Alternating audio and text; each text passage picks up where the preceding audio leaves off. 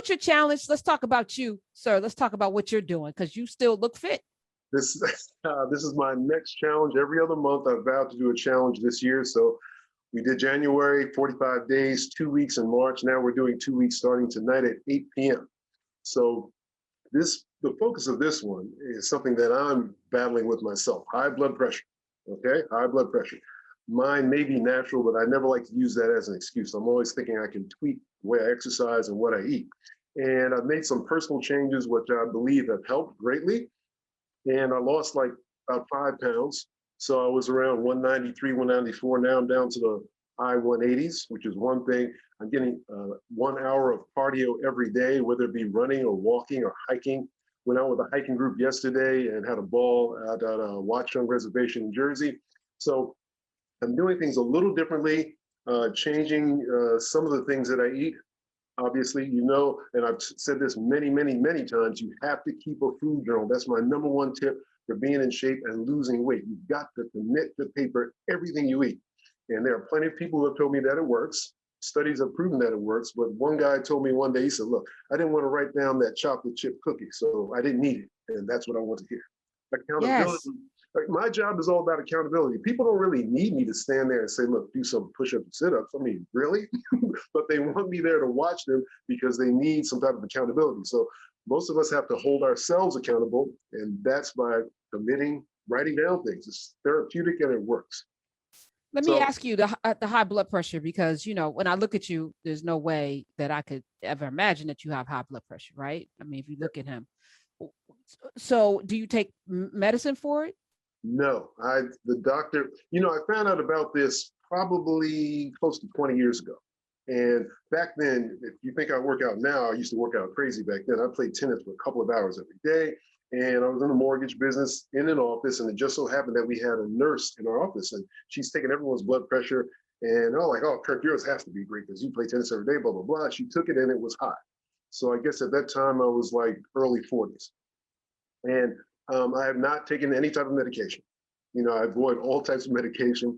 And I've So decided do to you fight. take your blood pressure every day? Like, how are you maintaining it? Because you could, if high blood pressure unchecked, untreated, can lead to stroke, can lead to death. Like I need you to be here. Heart. You have some severe issues. So how do you maintain your blood pressure if it runs high? And what's high? I mean, how What's high high is high? when I wake up in the morning it could be 160 over 100.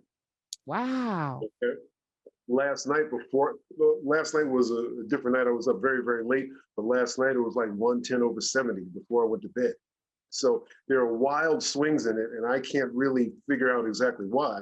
But I know the more cardio that I get, the lower it stays. Now, when you get cardio, your body releases endothelial nitrous oxide, which sort of inflates your veins and arteries and everything so the blood flows. So after you exercise, your blood pressure goes down and it can stay down for a while. One thing that I've started doing additionally is drinking beet and celery juice. Now, I hate beets. I mean, hate them. And everybody in the world, there are a few things, few vegetables I don't like. Beets is number one. But I figured out a way to make it where I put ginger in it and lemon in it, and it kills the taste of the beets. So beets have nitrates in them or something that releases Yeah. nitrates in your body. So does celery. So I'm drinking like a half a gallon of that every day, Oh in wow. addition to adding the cardio. So Here's what I like. Kirk is here. Kirk Charles. You can go to kirkcharles.com to check out his website as well. That you are in tune with your body. I think a lot of us are disconnected from our bodies, and everybody listening is different. We all have different fingerprints for a reason. I say this all the time, which means that you have to have a relationship with yourself to know what works, what doesn't work.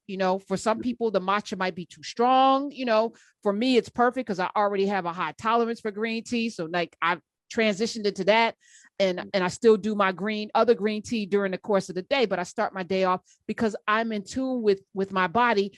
And I know when I'm eating something that's not right because it's going to be reaction. So then I'm like, okay, let me up my probiotic. Like we have to be our own doctors. And I think a lot of us are not yes, in tune with who we are. As the line is around the corner for White Castle in Florida, Orlando, that just opened today. Y'all are in line for a White Castle in Popeye's chicken, but you're not in tune with your body. and I'm glad you brought that up. We have to be mindful of everything that we put into our bodies. And especially if you go to a White Castle or any other fast food establishment, there's a lot of sodium that's baked into food that you cannot even taste through preservatives, food colorings, what have you. And the food doesn't taste salty. You want to add some more with the salt shaker to it. But I'm saying there's a lot in there that could really, really be screwing your body up. And you may not even know it and not think that you're doing anything all that bad. I'm not putting a lot of salt on my food. No, you don't have to. It's the sodium that's baked into a lot of these products. And in pretty much all processed food, there's some type of sodium additives because they have to preserve it. It has to stay on the shelf.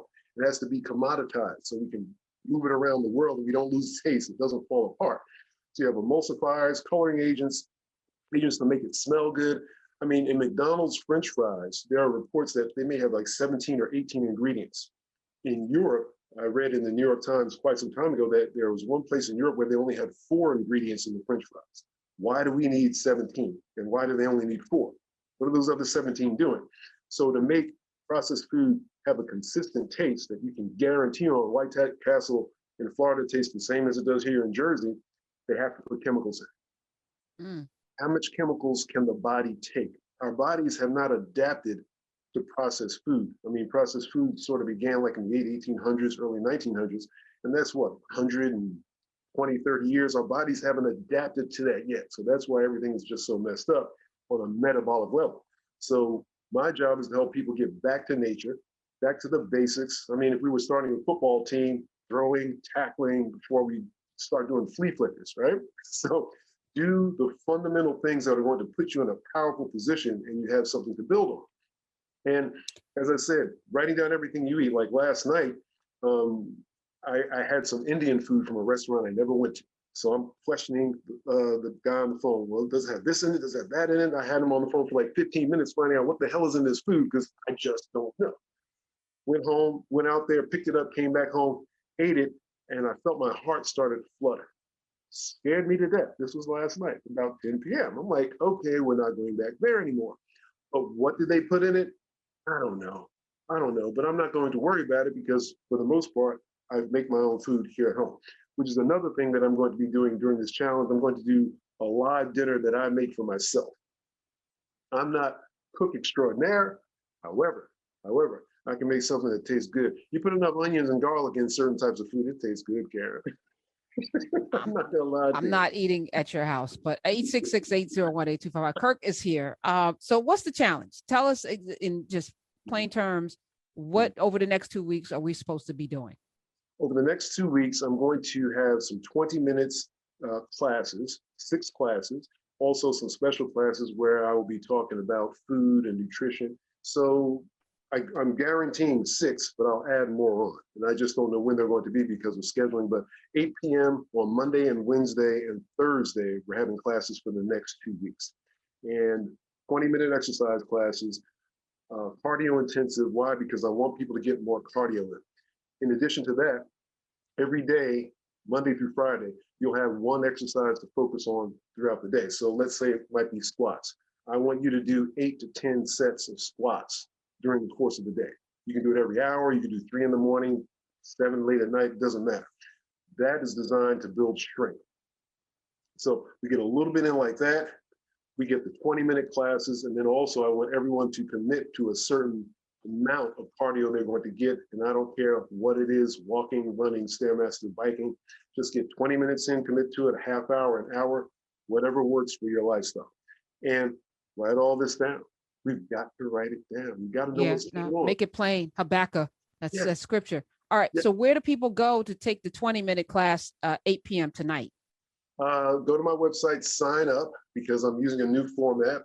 And so sign up on my website. You'll get all the information mailed to you. It's free of charge for 2 weeks. Can't beat it. And we're going to have a good time. And I'm telling you right now, what I want is for the next 2 weeks for people to lose like 3 to 5 pounds. That's number one, what I want. You can monitor your blood pressure. Obviously, you have to buy one of those like $50 machines to do it.